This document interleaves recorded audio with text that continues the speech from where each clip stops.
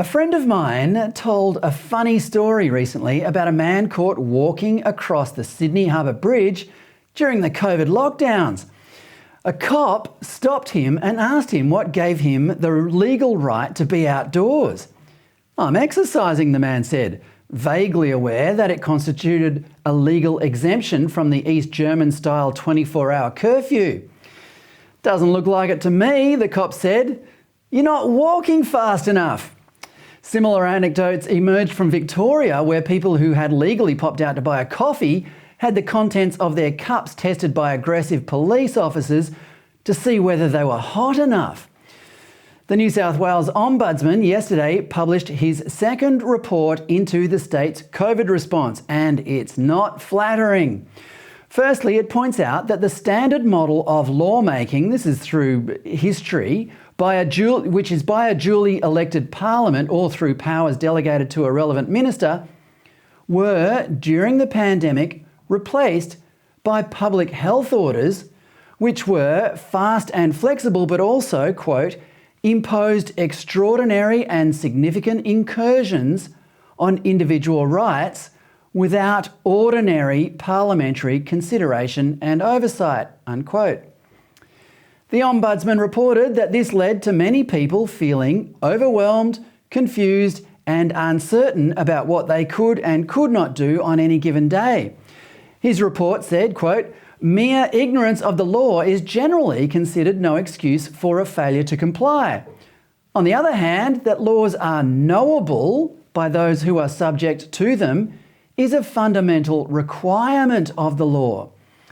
When laws are introduced, it is important that they are known and predictable so that people understand what they are permitted and not permitted to do," unquote.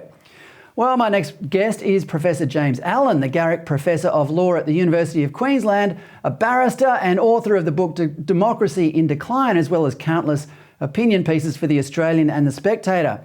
He'll have some particularly learned opinions about the way the New South Wales government went about its Stasi-style lockdown. James, welcome to the show. Thank you, Fred. Nice to be on. My mum would have believed your introduction, so thank you very much for that. Very nice. Well, I hope she's watching. Let's talk about the cause of this lockdown first. Let's talk about the cause of the lockdown. It was known from the start that the virus had a relatively low infection fatality rate. Some say as low as 1%. Why do you think did governments in Australia respond so harshly to it? Well, let me just firstly say that there was a bunch of us in The Spectator Australia as early as March and April 2020 saying this is going to be the worst public policy fiasco in 200 years. Lord Sumption is coming out to make that same claim. The complete and total abandonment of any sort of cost-benefit analysis.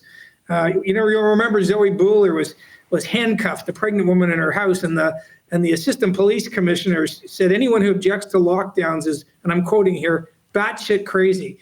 Well, I'm part of the batshit crazy brigade because as the evidence piles up, it is now becoming apparently clear that even on the criterion of excess deaths, how many people are dead, lockdowns will kill more people than the lives they saved.